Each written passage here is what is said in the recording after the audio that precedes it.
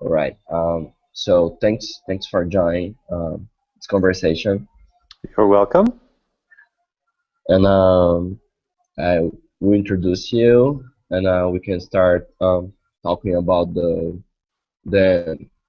MKG and about the conscious capitalism too, and your project on the cities in Honduras. Okay. Excellent. Sounds good. Oh, okay, perfect.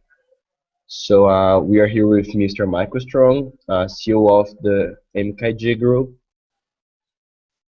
and we are talking about all his projects and all his amazing ideas for the world. Let's start it. Thanks, Mr. Michael. Thank you. It's good to be here. Just quick Okay. correction. MKG was actually MGAKey was disbanded after last time, so that group no longer exists. But I formerly the CEO of Grupo MGK. Okay, I got it. So No you're taking problem. care of We have a conscious new group. capitalism and the group. Yeah. What's the name? The new group is called Haven, Haven, Okay, and we great. don't yet have a real website yet. So we work organized, but we can get into it. Where do you want to start? Sure. Just let us know. Okay, well, maybe I'll just talk a little bit about how I got into this. Does that Yeah, sound good? sure. Okay. Yeah, sounds yes. So about 10 years ago, I met John Mackey, the CEO of Whole Foods. Prior to that, I'd spent 15 years as an education entrepreneur creating innovative schools. I love learning, but I hate traditional schools, and so I created schools largely based on intellectual dialogue. I love to think and talk, and I don't like being lectured at. So I had created these schools um, and found that students loved learning in these schools, but often it was difficult to do so with government money. So I was torn between working in government schools where I could help the poor, but had lots of bureaucratic obstacles, versus working in private schools where I had freedom, but uh, then I could not help the poor. When I met John Mackey, I was working in a charter school, which is a quasi-public school. That school, any student can attend that. I'd created one in New Mexico. And he and I both believed that entrepreneurial solutions could be very effective at solving problems. I had spent my time starting schools, and I saw how quickly I could create a school. It was, I would say, much better than a regular school. And of course, he'd created Whole Foods Market. So for the past 10 years, I've been working in a nonprofit to promote entrepreneurial solutions to world problems. One of the spin-offs of that is conscious capitalism. We also created a program called Peace Through Commerce, another one called Accelerating Women Entrepreneurs, another one called Radical Social Entrepreneurs, and then the Startup Cities Institute. So part of this was entrepreneurial solutions to world problems is such a big subject that we had more specialized programs, and we'd find partners that were interested in specialized programs. I became most interested in the startup cities piece because if you look at global poverty, the simple version is that poor countries are poor because of their legal systems. If you look at East Germany and West Germany, same culture, different legal system. North Korea, South Korea, same culture, different legal system. Here in the United States, we have people from Cuba, Jamaica, Mexico, Honduras, who are often poor in their home countries. They come to the US. Not all, but some of them become very prosperous. And so when you look at legal systems, then the question is, okay, how do you fix a legal system? That's really hard. I've found some people who'd been in the free zone industry who convinced me that a new generation of free zones was coming, where the old free zones, were just based on manufacturing, but there's some new ones based on IT. For instance, Zone America in Uruguay is one of the first IT-based free zones, and a friend of mine helped to design that project. He was the one who actually got me into free zones. His name's Mark Fraser. And so he said, look, IT free zones are going to become a big thing. Also, zones with their own legal systems, because if a zone is just reduced taxes and regulations, it's easier to do business. But if the legal system is still a mess, and sorry to say, but in many Latin American countries, the legal system is a mess. Then you still have the same, and not just legal, judicial system, you have the same problems. So he pointed out that zones with new legal systems would be big. In 2004, Dubai created the Dubai International Financial Center. where they wanted to create a world-class financial center. They looked around the world, and Hong Kong, Dubai, or not Hong, that's Hong Kong, Singapore, London, New York, Chicago, Sydney, all were British common law. Dubai was a Sharia law country, and so they created a zone of 110 acres with its own common law legal system. They actually hired a British common law judge to administer British common law for commercial transactions within the 110 acres. That's been a spectacular success. The Dubai International Financial Center has attracted billions in capital. It's created thousands of jobs, and it's made Dubai one of the world's great financial centers. Just this spring, Abu Dhabi decided to do something similar. So Abu Dhabi, which is also Sharia law, is creating a zone with British common law, and they're doing it for the same reasons Dubai is doing it, to attract more capital and investment. So I was already working in these directions. I'd written several papers with people in the free zone industry. I'd worked with them on marketing some of their projects. And I was approached by somebody who created something similar where we would partner with land developers to put British common law just for commercial transactions as kind of a default contract in a land development. So for instance, one of these projects was in Mexico. One of the things people don't realize is multinational corporations already have choice of law. So if there's a US company doing business in Brazil, they can sign a contract specifying Delaware courts. They do it all the time. And so same thing in Mexico. So our insight was, if big businesses, if big multinationals can do this, why can't we help local Mexican businesses have access to Delaware courts if they want? If they want Mexican courts, fine, but why not give them the option? And so we were working with real estate developers to create these contracts where even a small business in Mexico who happened to be within that real estate development could use, say, Delaware courts or international arbitration rather than Mexican courts. And I was working on this project when the Honduran legislation was passed. I have been consulting as an educational consultant for Universidades Francisco Marroquín in Guatemala for about 7 or 8 years. And several people who were associated with UFM in Guatemala had also known the people in Honduras who were working on this project. So they invited me because they knew I was doing something similar. I immediately liked and respected Octavio Sanchez, who's the key Honduran intellectual architect of the project in Honduras. And I began looking at how we could adapt what we'd been doing in Mexico and Estonia to the Honduran opportunity. And I started creating a coalition of other people. We had Guatemalan investors and Guatemalan real estate developers associated with our network at UFM. And then through Conscious Capitalism and my broader network, we had a number of other people providing education, healthcare. We're developing a mutual aid society, kind of a welfare program. With a lot of tech entrepreneurs, very visionary. They liked the idea of cutting-edge e-government.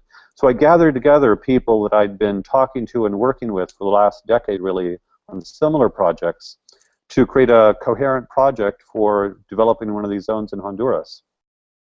And that's the short version. Can go on and on just about anything, but that's the short version of how I got to the point where I created a consortium to develop one of the projects in Honduras. So I'll pause there and see if you have questions or if you want me to go anywhere in particular. Well, yes, we have some questions, but you can talk whenever you want to. Oh, okay. So, first of all, the project was denying Honduras. Then you had to discuss that and change some things. Then the Congress recently approved this project again. So, what change you had to do, and was it makes the project better, or why is that? Sure, no, that's a great question. So the Honduran government, well, it's always complicated and messy, but the Honduran government had not yet, there were Supreme Court challenges to the legislation, and we knew that, and so we knew there was a chance that this might happen. The Supreme Court did vote against it, and as a consequence, we began looking, we disbanded, actually, the group that I created for that, the MKG group, disbanded at the time, and we thought it was all over. I was going back to projects in other countries. I have about twice a month somebody from some country wants me to work on a project like this in their country. My wife is Senegalese. One of our core places we've been working on this is Senegal, and so bit by bit we hope to do one of these in Senegal. So we were basically looking at other countries when in January they passed new legislation, and there are several ways in which the new legislation I think is better. For one, the old legislation had this option where a third-party country could serve as a guarantor. And as you may know, that Paul Romer had been promoting that approach, and in particular, he was hoping to get Canada to kind of, in some ways, run the government within the zone. I had always been against that. I think that, well, before Paul Romer's TED Talk, my wife and I met with him and heard the TED Talk, and as somebody from a developing country, she told him, this will never work. People will regard this as neocolonialism. People will regard this as a violation of their sovereignty. And so she was adamant it wouldn't work. So that, as it turns out, the issue in Honduras primarily was around the legislation as a violation of sovereignty. And I think in particular, the third-party country, an outside country, made that much worse. And just psychologically makes sense. What? You can have another country do something here? That's weird. So this time around, they completely dropped that, which was smart. Whenever we explain this as why can't small businesses have access to the same international arbitration that big businesses can, everybody likes it. Everybody says that's only fair. But if you say, oh, we're going to have another country come in and do something, then that's horrible. That's a violation of sovereignty. So this time, instead of doing it that way, they actually designed it as an expansion of municipal autonomy. It turns out that Honduran municipalities have a lot more autonomy than they're using. They're just doing what they've always done for many decades, and so this time they designed it so that let's just increase the amount of autonomy that a municipality can have, so it can do things that would be different from other municipalities across the country. And the reason that that's not only a good idea, aside from the third-party guarantor country, is the fact that there are a lot of little things separate from kind of project we want to do that different municipalities are interested in doing. So we've heard of people talking about things they'd like to do in their municipality different.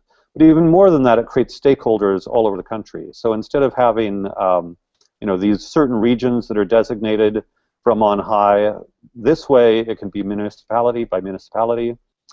There is a feature where if it's a populated center, then a plebiscite has to take place. But again, that makes it 100% democratic if people want to opt into it.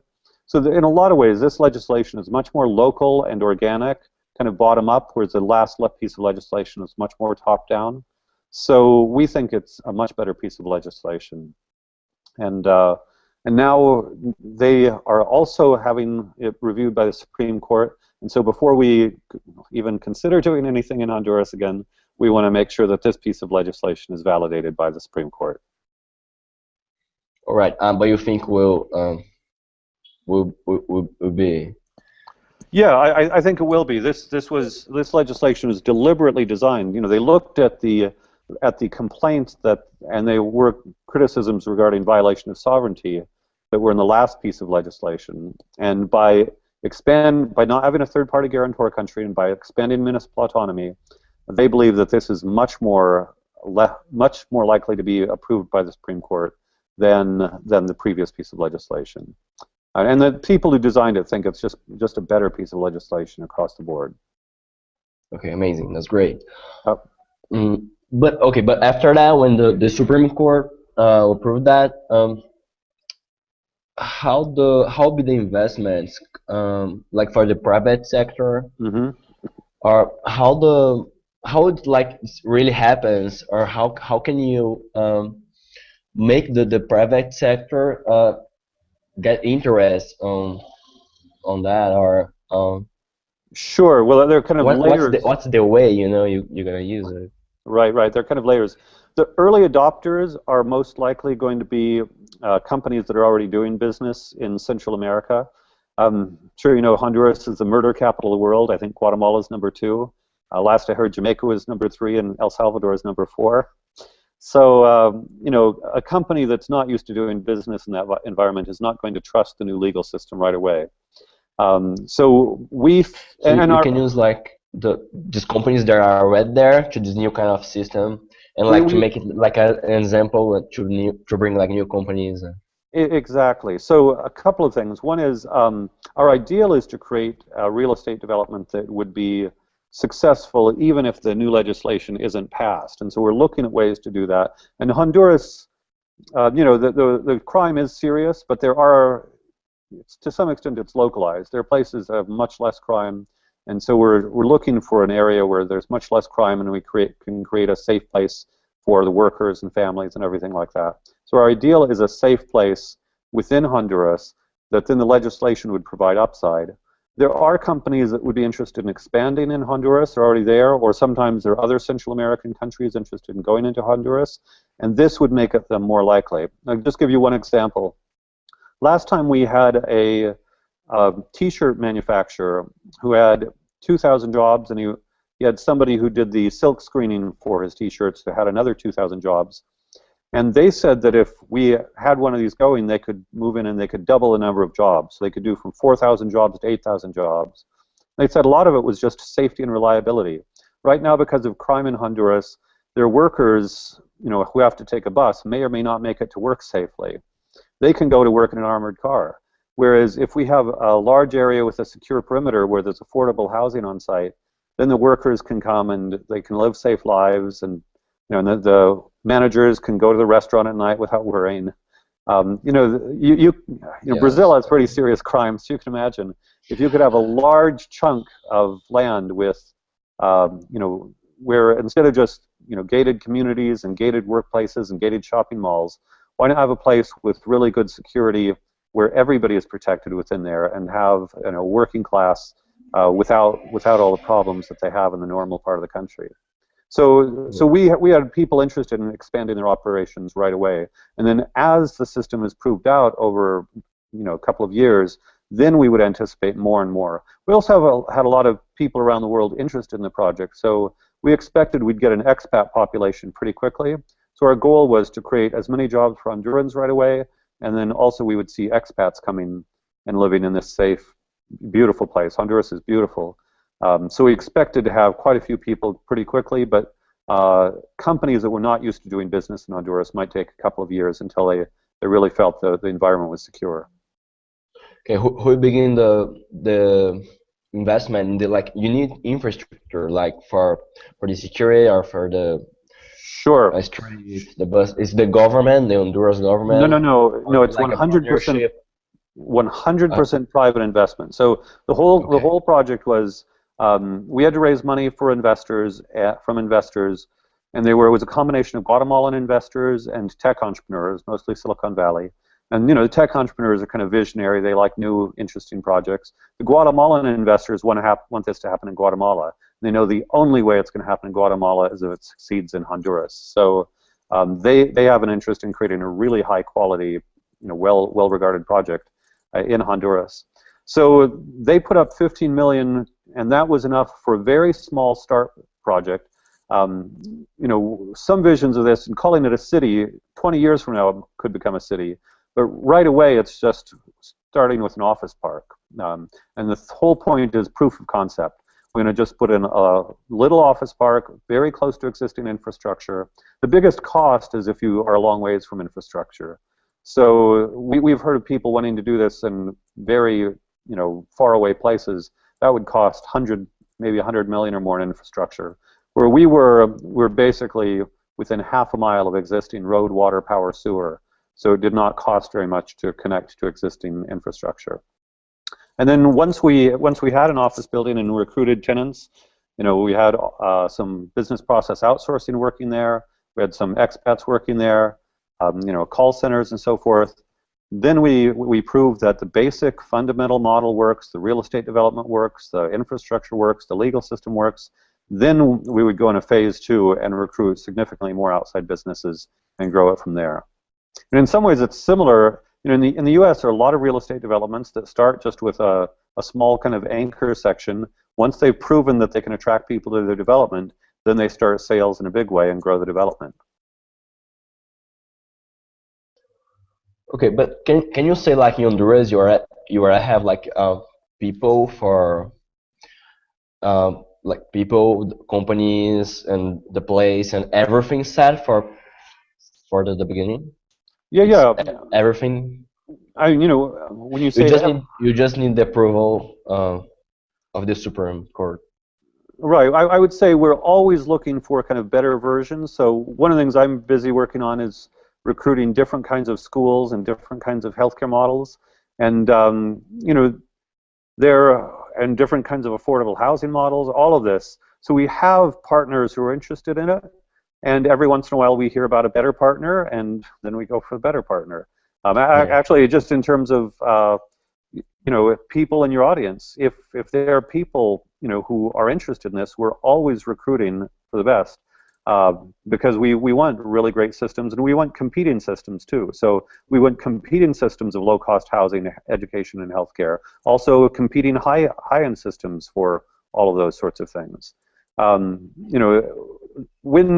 we have a factory bringing in 1,000 people, you can probably get by with one or two schools. But over time, we're going to want lots of diverse sorts of things. We're especially interested in innovators because we will have less licensing and much more fast-track business uh, approvals and so forth. We are attracting people with innovative business models who want to try things that they can't do elsewhere. Okay. And do you think is that possible? You say when you can like start, really like finish that and say, whoa, we have like the city now and we can do another one. When can you be like able to say that? Well, very much. I would say the first 3 or 4 years are most critical. This, again, to become kind of full city could take 20 years. But the key thing, probably the most important first tests of the project will be, well, let me talk about security a little bit. Given murder capital of the world, everybody is freaked out about security. We had some security professionals come and look at the situation, and they said, look, if we start with unpopulated land and we put a secure perimeter around it, and we have gates, then where we can check everybody with biometrics, it's easy to make a secure place. And all Hondurans, we have to let all Hondurans come and go. But even in terms of the drug dealers and whatnot, what they said is, look, why would these guys going to come somewhere where they are checked with biometrics every time they come and go, when they have basically all of Honduras to land their planes and do whatever they want without anybody watching them?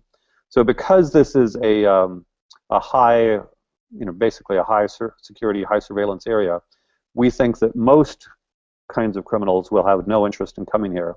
That said, we can say that, but most people, especially North Americans, will feel much safer after we've had a year, 2, 3 years with no serious crime. People have different levels of risk. Likewise, in terms of the legal system, the international arbitration system is well proven. There are literally millions of cases settled by international arbitration, but those are typically big business to big business.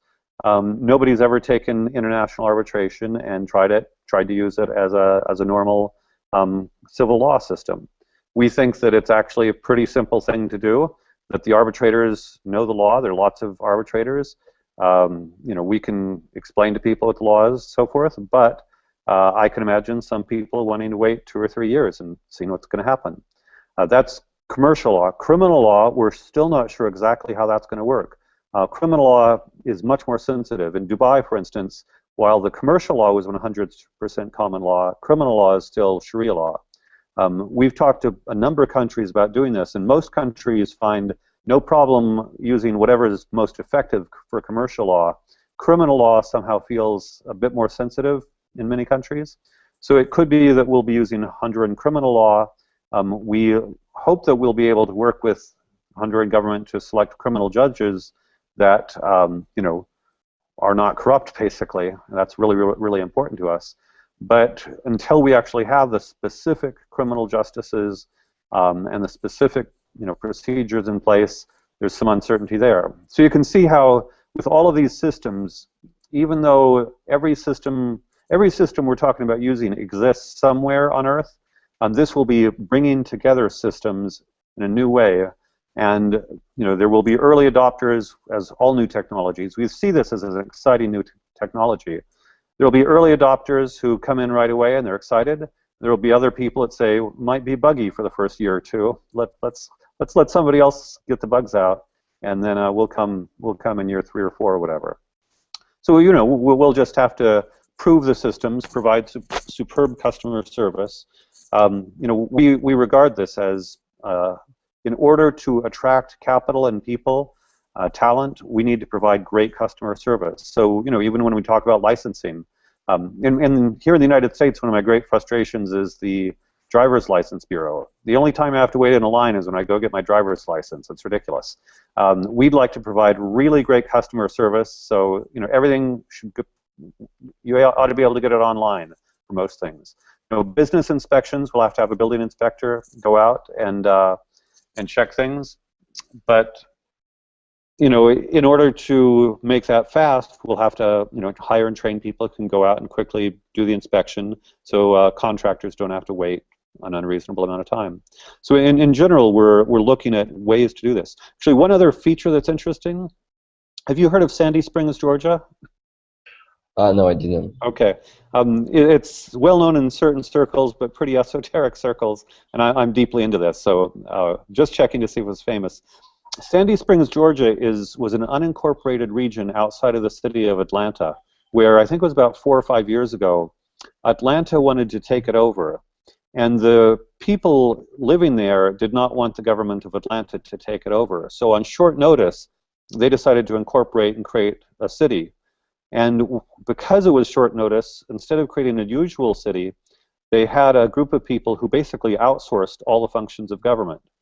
And so there's a man named Oliver Porter who was in charge of this. He was a retired AT&T executive.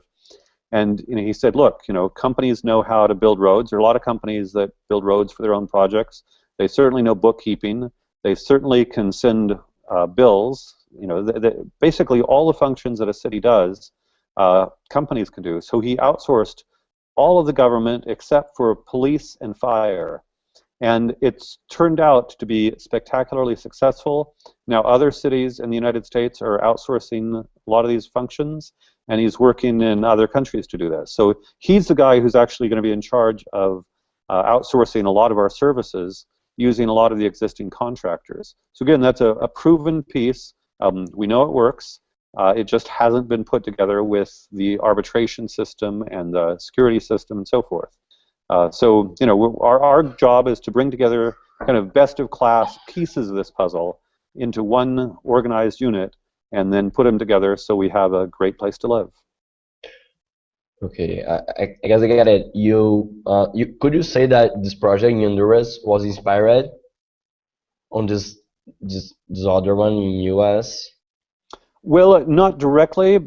Certainly, the outsourcing government part of it was inspired, but the legal system piece, Sandy Springs is using the same U.S. legal system, same Georgia legal system. Yeah. So what was fundamentally new about the Honduras piece was the legal systems. They said Dubai had already done that with the Dubai International Financial Center. So in some ways, you could look at it as a combination of the legal system piece from Dubai with the outsourcing government piece from Sandy Springs. Okay. But about a specific point in your project in Honduras, how work the autonomy of the cities? Like the government will have all the autonomy in the cities, or you have like the cities could be like your all like agreements with other cities or other countries. Great question. So there's several layers. There's some things where the government of Honduras still has control. So certainly international treaties, military, diplomacy. So everything that's international, it's the Honduran government. What they consider like security or strategy areas. Yeah. Anything having to do with the international arena. The trade agreements, for instance. So Honduras signed CAFTA, the Central American Free Trade Agreement, and so we would have to comply with the Honduran terms of CAFTA. So in some ways, one way to look at it is a little bit like you know, in the United States originally, the U.S. central government, and certainly in the 19th century, was responsible for defense and international relations, but the U.S. states in the 19th century had a lot of autonomy. And so their laws were often very different. Gradually, in the 20th century, the U.S. states still have a lot of autonomy, but it's decreased in the 20th century. So in some ways, this is a little bit like the autonomy that U.S. states had in the 19th century, where, you know, as I said, with criminal law, we might not have autonomy. We certainly won't have total autonomy. It's not yet clear what freedoms we'll have with respect to criminal law. But with respect to commercial law, we should have complete autonomy. And so what's nice about that is this allows us to create a business environment that we believe will attract businesses.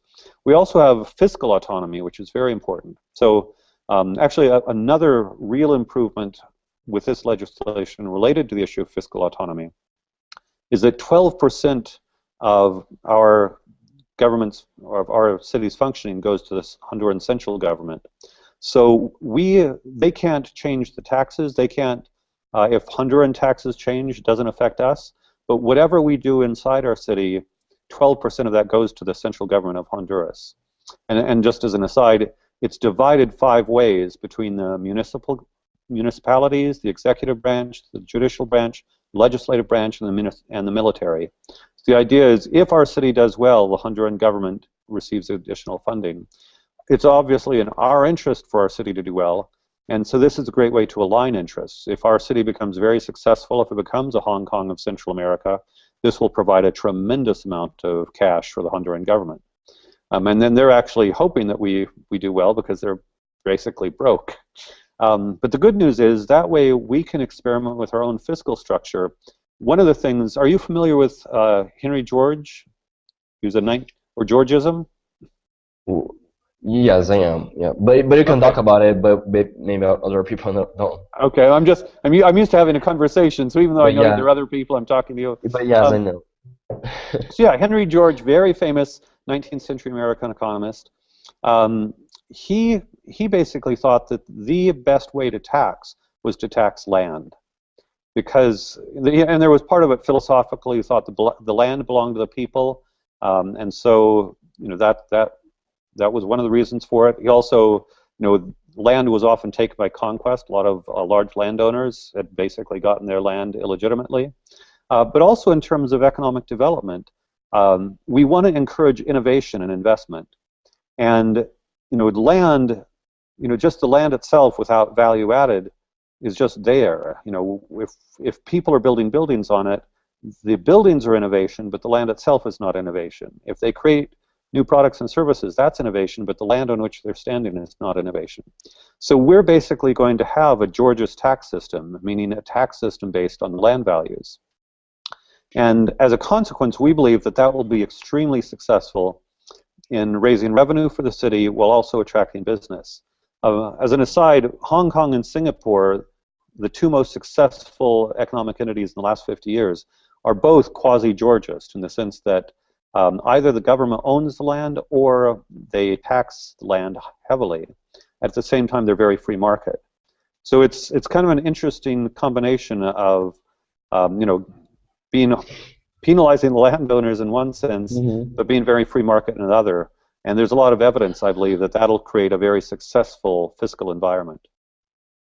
Do you think this project, like applying this, can replace like international assistance, like when you think like in all the world, sorry, in all the world, when you make the same project, like it works in Honduras, works in all the places, you think it can be like an alternative and a good alternative for I certainly for think what we have now? Like it will really be like a change in the paradigm of the international cooperation development, you know.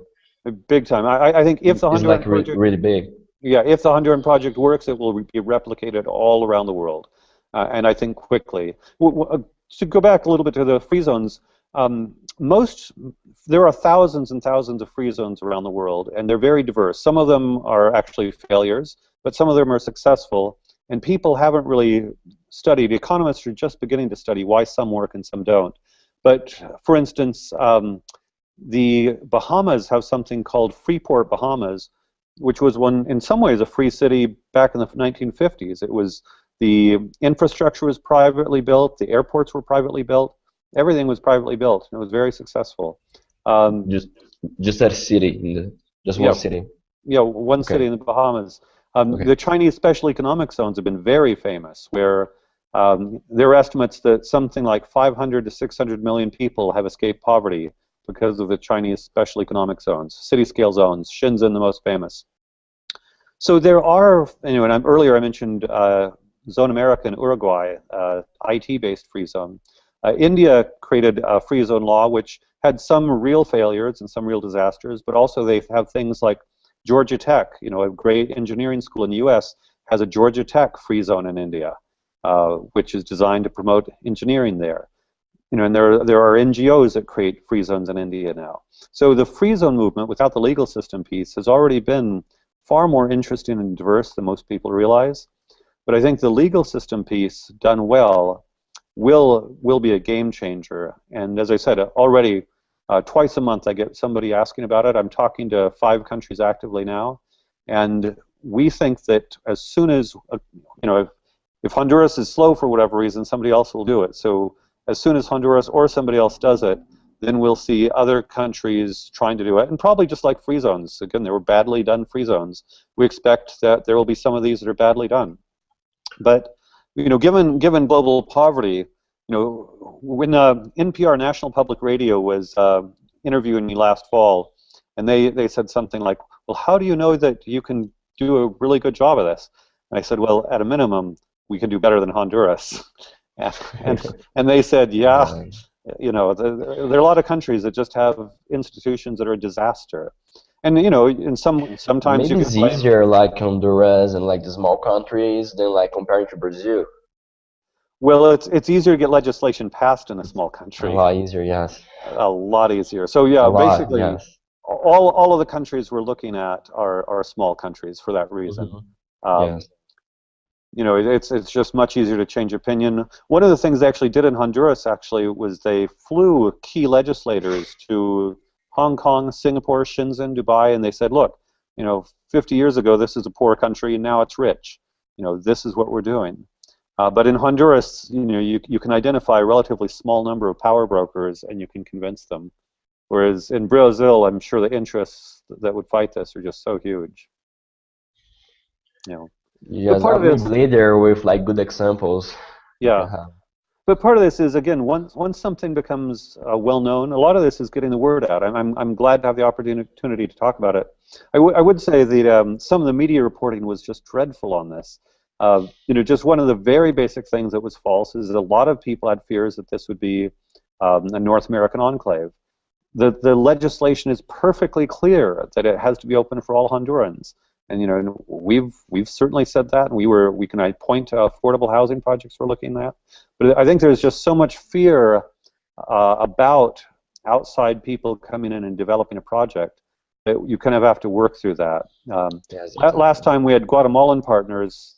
This time we also have Honduran partners, because even the Guatemalans are outsiders for Hondurans. So we need to have plenty of local stakeholders, and we're doing a much better job. We've got somebody on the ground now, a community organizer, who's going around and just getting to know different communities and getting a sense for what rumors they're hearing. And most of the rumors are nonsense.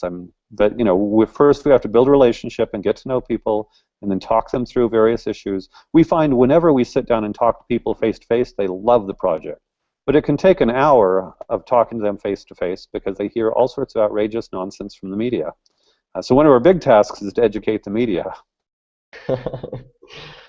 Well, yeah, maybe yes. I was just thinking about because you have another project that I was reading about, the conscious capitalism, Hmm. and maybe this project like fits very well with the Big time, big time. So, big time with the production thing. yeah, Um, do you think like if you start with the ideas of the conscious capitalism, maybe we can talk a little about that, like in countries as absolutely. like Brazil or in some companies in Brazil or Latin Yes. America countries, then maybe.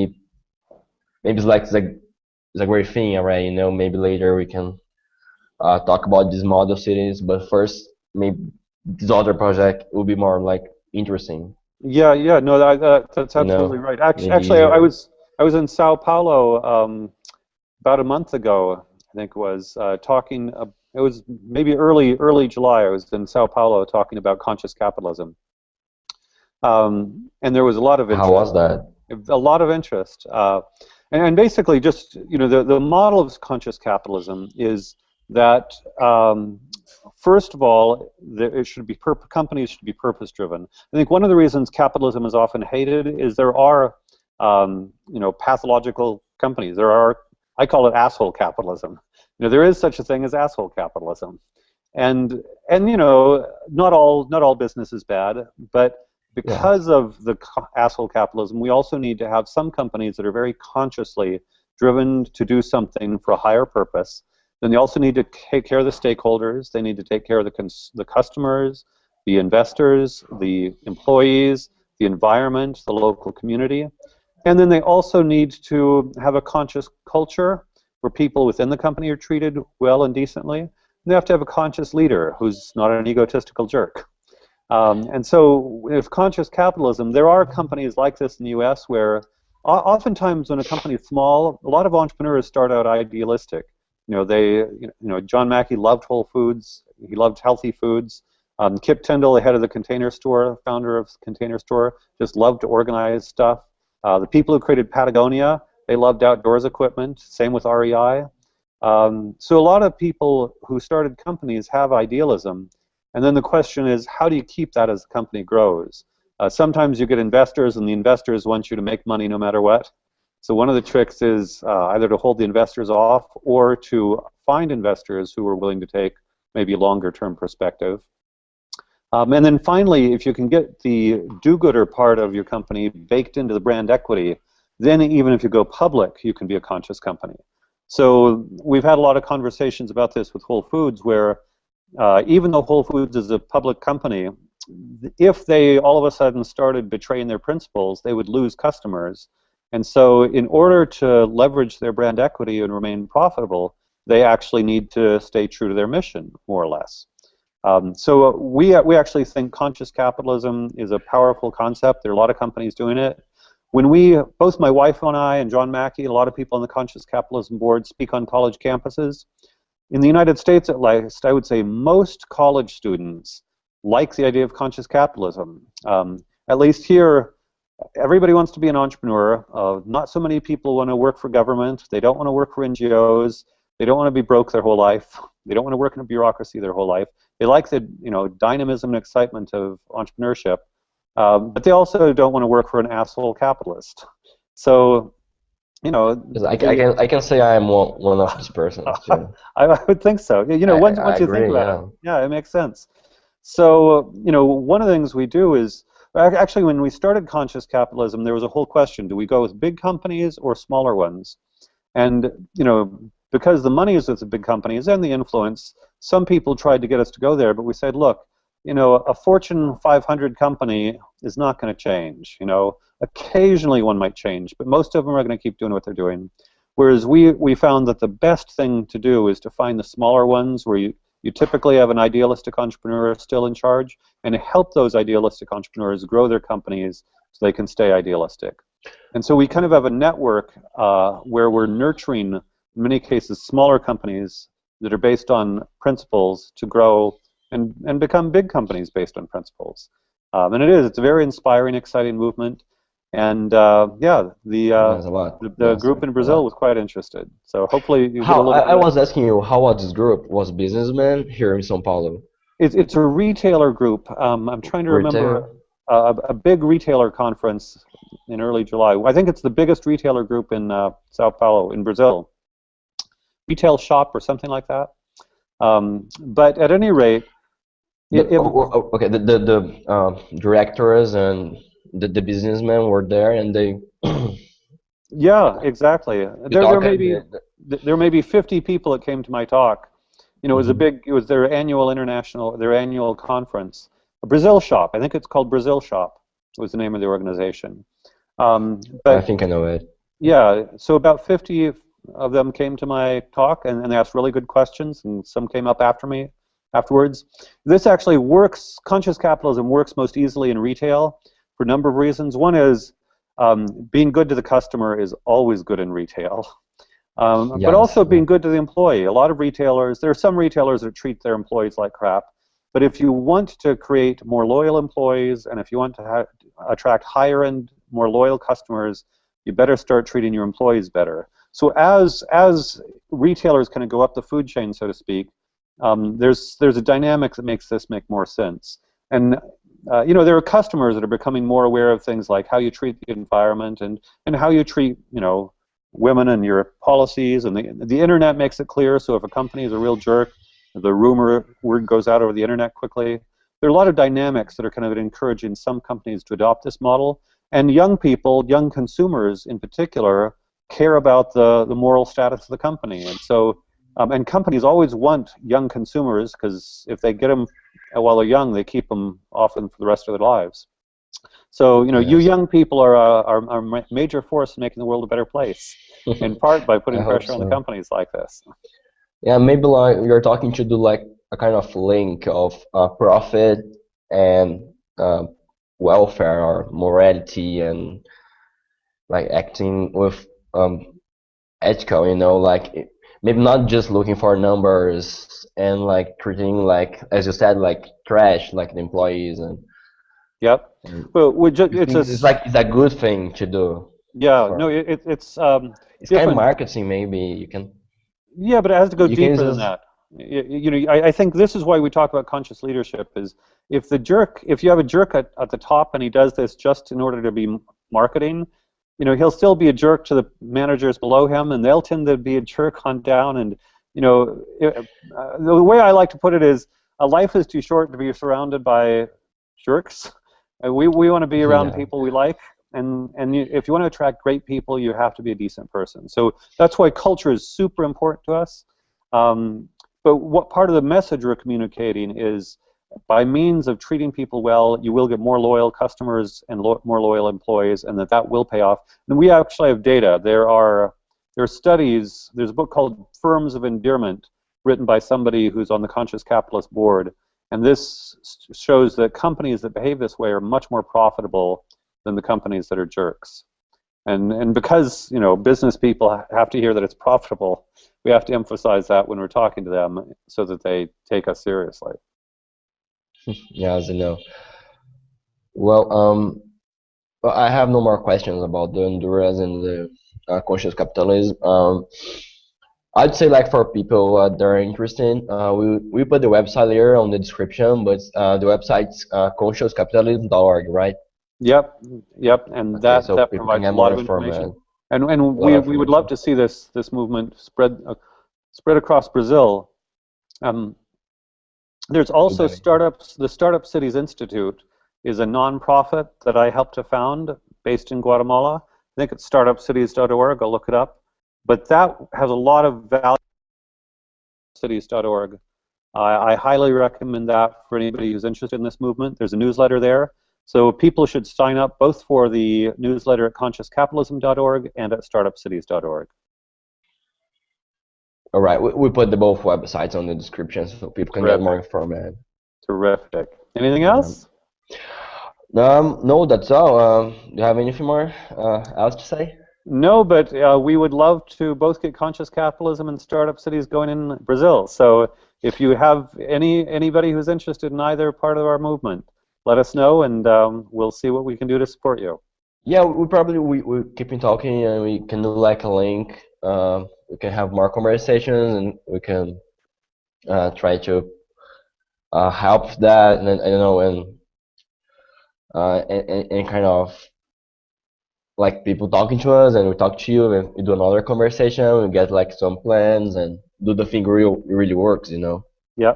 Well, when I was in Sao Paulo, I also talked to a group about startup cities. So if you get some people, are you in Sao Paulo? I am, yes. Okay, excellent. Well, yeah, send me more of your information and we'll follow up later, okay? Yeah, sure, perfect. We'll keep in Okay. touch. Okay. Bye-bye. Uh, just second, I just received like a question here. Okay, Just from second. Daniela? Yeah, from Vladimir actually. Okay. Uh, is another guy who's watching us. Um, he's asking if do you think Bulgaria it would be a good country for the for start this investments. Well, And he's from there, so he's very interested. yeah, no, Bulgaria would be a great country for this. Actually, pretty certain. I'm going to check. Uh, I think the former of Simeon Jankov. Simeon Jankov used to. He's the one who founded the World Bank's Doing Business Index. The World Bank's Doing Business Index measures how difficult it is to start a company in countries around the world. I actually wrote a blog post calling Simeon Jankov a hero once. And after he left the World Bank, he went on to become finance minister of Bulgaria. And then he left. I think politics are nasty. And I heard some story about why he left. I don't know. But I don't know what he's doing now. But this would certainly work in Bulgaria. I would think Simeon Jankov would get this right away. And certainly he has high-level contacts. There may be other people. Basically, you need to find influential people in government or close to government to promote this concept. And certainly, both Startup Cities Institute and myself would be interested in helping this happen anywhere, including Bulgaria. So, he should get in touch with us and see what he's got in terms of network. Basically, it's influential relationships. But first, he has to understand the concept clearly. He has to understand the concept clearly enough to sell it to people, and then needs to sell it to influential people, as well as media. Part of it is writing and blogging, so we get the publics. Politics changes because a combination of public opinion and visionary political leaders. You need both. All right, I'll talk to Vladimir if he has like some great ideas, and we get in touch with all three, so we can start that in Bulgaria too. So I guess we have another Okay, Gabi in English. and last Okay. question. Yeah, Gabby in English. Okay, great. So I see it's about the land. Um, there's a simple answer and a complicated answer. The simple answer is we were buying land in Honduras on which to do the project, so it's private land. It's possible that there could be some government land that could be part of it. We haven't seen any government land that's interesting to us in Honduras. In some countries, there is a lot of empty government land that would be good for this. So we want land that is the best possible site for the project. All the sites we're looking at are private, and we would buy it and do it privately. That said, it's actually a little bit more complicated than that, because in Honduras, the land titles are often disputed, and so they actually created a procedure where the land would be, even though we buy the land to do the project on, the Honduran government would expropriate the land from us, and then we would lease the land from the Honduran government. And the reason for that is if it turns out there's a dispute over land title, so suppose we buy the land from somebody and 5 years later, a cousin comes and says, that was my land. This way, because the Honduran government expropriated it from us, the city is not at risk, and if the courts decide in favor of the cousin rather than the person we bought the land from, then the cousin would get the payment rather than the person we bought it from, but the project would not be held up. So that's called title cleansing. So simple version is, yes, we buy the land in the Honduran case. In other countries might be government, but even in Honduras, there's a title cleansing process because of disputed title. So wish everything was simple. There are lots and lots of complications to this. Okay, but it's going very well. My personal view. Okay, great. Okay, Well, great. I guess we done here. okay. Okay, so I really appreciate. Thanks a lot. You're welcome. You're welcome. Great to meet you, Great and to meet you hopefully we'll too. talk again someday. Take care. Yeah, me too. Take care. Bye Bye-bye. bye.